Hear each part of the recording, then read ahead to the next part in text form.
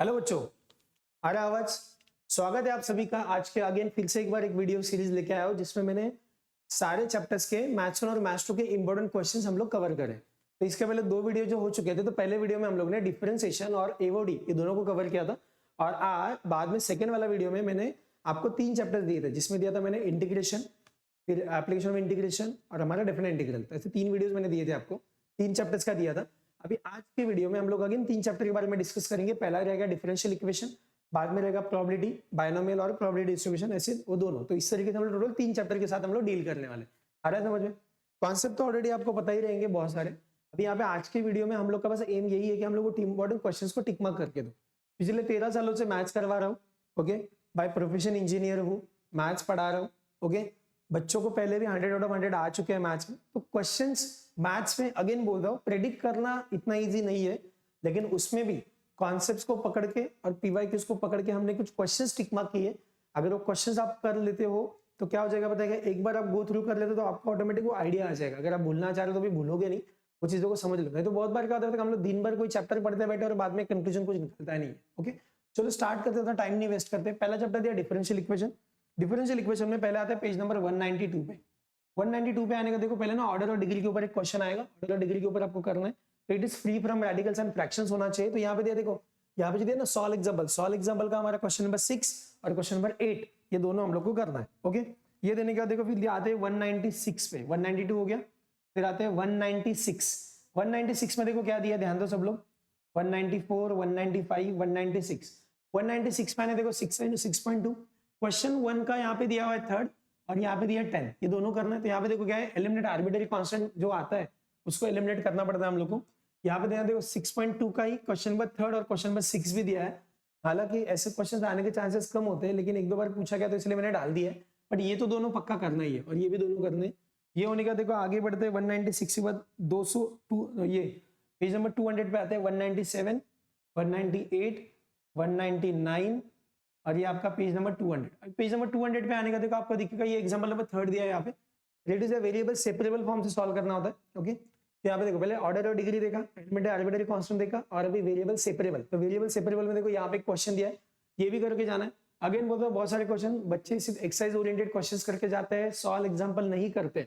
ऐसा नहीं करना है, सॉल्व एग्जांपल सॉल्व करना ही है आपको। ओके, आगे बढ़ते हैं। देखो ये दिया है, अभी आने का देखो नेक्स्ट दिया है पेज नंबर 201। 201 पे देखो दिया है यहाँ पे क्वेश्चन 2 का दिया है आपको 5th, और ये दिया है आपको 4th। तो 4 और 5th ये दोनों करना है आपको, ठीक है। क्वेश्चन 4 का फर्स्ट आपको दिया है वेरिएबल सेपरेबल फॉर्म से ही करना है। वेरिएबल सेपरेबल फॉर्म का क्वेश्चन आता है, थोड़ा देख के जाना। इफ नेक्स्ट पेज पे दिया हम लोग को देखो एग्जांपल नंबर 3rd दिया है, क्वेश्चन 1 का 3rd दिया है इन्होंने, जो कि था पेज नंबर 202 पे। 202 होने के बाद 206 पे आते हैं, तो 203 हो गया, 204 हो गया, 205 हो गया, 206 पे आते हैं। तो 206, ये देखो 206 के ऊपर एक क्वेश्चन दिया हुआ है। यहाँ पे देखो डिफरेंशियल इक्वेशन का, यहाँ पे देखो ये दिया ना dy/dx, ये फॉर्म है अपना। वो फॉर्म को याद करके अपने को उसको बनाना होता है, y sec x = tan x। यहाँ पे दिया x dy/dx + 2y = ये दिया हुआ है। ओके, ये दो क्वेश्चंस करके जाओ। अब देखो क्वेश्चन नंबर 4 दिया हुआ है, ये भी करके जाना। The curve passes through point 0,2 करके equation of curve find out करना होता है इसमें। ओके, ये होने का देखो अब यहाँ पे दिए बच्चों, मुझे वीडियो जानबूझ के बड़ा नहीं बनाना है, इसलिए मैं थोड़ा फटाफट ले रहा हूँ। आप वीडियो पॉज करके भी इसको टिकिंग करके ले सकते हो। ओके, ये होने के बाद 207 हो गया, 213, 213 पे आते हैं। 213 पे आने के बाद देखो अभी यहाँ पे 212 हो गया, 213 पे एक्सरसाइज 6.6 क्वेश्चन 1 और क्वेश्चन 4 और ये क्वेश्चन 8 आपका दिया हुआ है ऑलरेडी। यहाँ पे देखो ये 1, 4 और 8 आप ले लो। ये होने के बाद देखो ये आ गया, आगे बढ़ते हैं। ठीक है, इस तरीके से अभी ये चैप्टर है ना, ये चैप्टर वाइंड अप हो गया। इसमें मिसलेनियस में बस एक क्वेश्चन दिखेगा आपको, ये देखो 218 पेज नंबर 218 पे लास्ट में % start reducing in such a way that a rate of reduction of assets is proportional to the square root of the assets existing at that moment. If the assets at the beginning rupees 10 lakhs and they dwindle down to 10,000 after 2 years, मतलब पहले 10 लाख था फिर 2 लाख तक आ गया, show that the person will bankrupt in 2/9 years from the start. तो यहाँ पे ये बताया कि पहले का अमाउंट था, फिर वो धीरे धीरे करके 2 साल में कहाँ पे आ गया, वो 10,000 रुपये आ गया, तो इतने पीरियड में बैंकक्रप्ट हो गया। बैंकक्रप्ट मतलब पूरा लॉस खत्म, वो उन्होंने बोला है। तो अब यहाँ पे ये चेक करके बताना है। तो ये भी आप लोग ये सम एक बार देख के जाना, ओके। बाद में इसके बाद हो गया प्रोबेबिलिटी डिस्ट्रीब्यूशन। प्रोबेबिलिटी डिस्ट्रीब्यूशन जो दिया, प्रोबेबिलिटी डिस्ट्रीब्यूशन में आते हैं यहाँ पे देखो डिस्क्रीट रैंडम वेरिएबल वगैरह ये सब चीजें आपको पता है ऑलरेडी। तो यहाँ पे आते देखो पेज नंबर 232 पे आ जाते हैं। 220 221 पहले सारा थियरी वगैरह दिया हुआ है, ये आपको सब पता होना चाहिए। 223 224 232 कहाँ पे भाई, कहाँ पे है 232? ये आ गया आपका 232 पे पेज नंबर अगर आ जाते हो एक्सरसाइज 7.1 में देखो इन्होंने दिया है find the probability distribution of number of heads in 2 tosses of a coin, number of tails in the simultaneous tosses of 3 coins and number of heads in 4 tosses of coin. तो ये situation दिया हुआ है। अभी यहाँ पे हम लोग क्या करना है, इसका प्रोबेबिलिटी डिस्ट्रीब्यूशन हम लोग को फाइंड आउट करना है। फिर दिया है एग्जांपल नंबर 8। एग्जांपल 8 में एक रैंडम वेरिएबल दिया है, उसका प्रोबेबिलिटी डिस्ट्रीब्यूशन दिया हुआ है और हम लोग को इसको सॉल्व करना है, ओके। इसमें k निकालेंगे, k लेस देन 3 निकालेंगे और x लेस देन 4 निकालेंगे, ओके।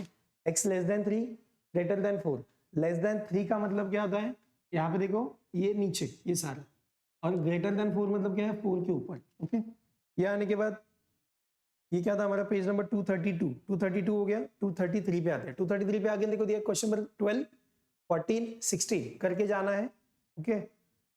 ये होने के बाद फिर 237 पे आते हैं। 237 234 235 236 237 पे देखो दिया है फाइंड द के ऑफ द फॉलोइंग फंक्शन। यहाँ पे जो वैल्यू दिया गया है इसको हम लोग को सॉल्व करना है। यहाँ पे देखो ये मेरा एक फंक्शन दिया है रैंडम कुछ, इसको भी मैं सॉल्व करूँ। एफ ऑफ एक्स का ये वैल्यू दिया गया है, इसको सॉल्व करके के का वैल्यू निकालना है 12। फिर नेक्स्ट पेज पे आता है एग्जाम्पल नंबर 8। एग्जाम्पल नंबर 8 में देखो 1 और 2 ऐसे दोनों क्वेश्चन दिए हुए और ये हम लोग को सॉल्व करना है, ओके। यहाँ आने का देखो अभी दिया 7.2 हो गया।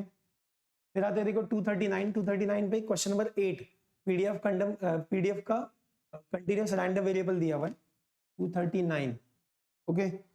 239 का 242 पे आता है मिसलेनियस का एक एग्जांपल दिया हुआ है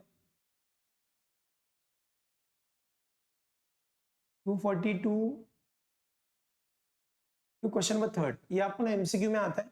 पीडीएफ आपको ये दिया है, देखो यहाँ पे रैंडम वेरिएबल दिया है, इसका एक फंक्शन दिया हुआ है, इसका एक वैल्यू -3 से 3 के बीच में, और हम लोग को ये सॉल्व करना है, ओके। तो ये आता है हमेशा, ओके। ये होने के बाद आते हैं पेज नंबर 250। अभी देखो ये चैप्टर तो फिनिश हो गया है। नेक्स्ट वाला जो चैप्टर है लास्ट वाला आज के वीडियो का बायनोमियल डिस्ट्रीब्यूशन। बायनोमियल डिस्ट्रीब्यूशन अभी हम लोग करेंगे। इसमें देखो इसमें भी एक क्वेश्चन है कि 5 मार्क का इसका वेटेज है। ये बायनोमियल 5 और प्रोबेबिलिटी डिस्ट्रीब्यूशन 5 10 मार्क का इसका वेटेज है। यहाँ पे देखो 250 पेज नंबर 250 पे आ रहे हैं हम लोग।